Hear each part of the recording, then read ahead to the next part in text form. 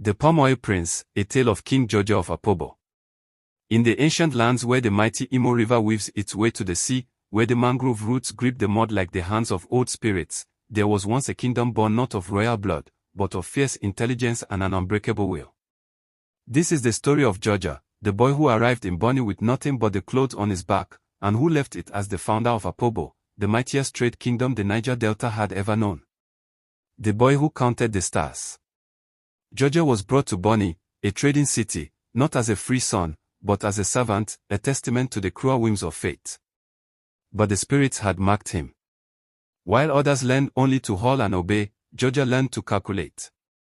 He watched the European ships, listened to the haggling, and in his mind, he counted every keg of palm oil, every penny, and every lie.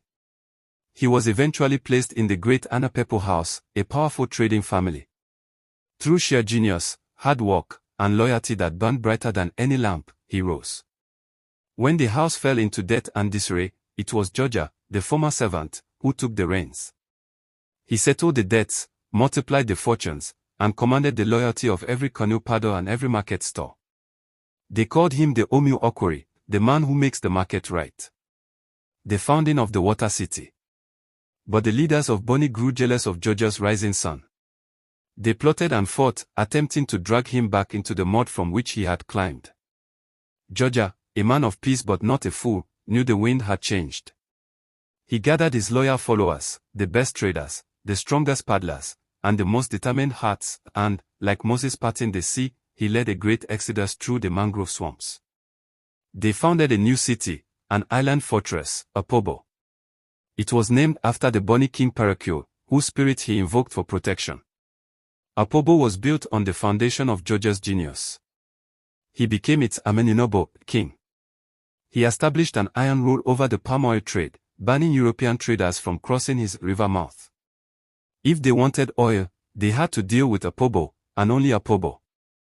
The Europeans grumbled, but Jaja held the keys to the palm oil wealth of the interior, and they had no choice but to bend the knee to the African prince of trade. The clash of giants. Jaja's prosperity grew so great that he began to trade directly with Europe, bypassing the middlemen. This was a challenge to the new order. The British, who were beginning to see the Delta as their own, sent a stern man named Consul Harry Johnston to demand that Jaja let the British ships sail freely to the markets. The rivers are free, Johnston declared, his voice cold as a European winter. These rivers are my home, and the markets are mine, King Jaja retorted, his gaze steady as a hawk's. You may trade on my terms, or you may trade not at all. The final deception. The consul, unable to defeat the king in battle or in trade, resorted to the oldest weapon of empire, deceit. In 1887, he invited Jaja aboard the flagship Gaspar under the guise of settling a treaty of peace. Johnston swore on his life and on the Christian God that Jaja would suffer no harm. But the moment Jaja stepped aboard, he was seized. The consul revealed his treachery, declaring the king a violator of treaties and a hindrance to civilization. The great palm oil prince was taken from his kingdom, never to rule again. Though Jaja died in exile far from the river banks of Opobo, his story lives on in the roar of the river and the rustle of the oil palms.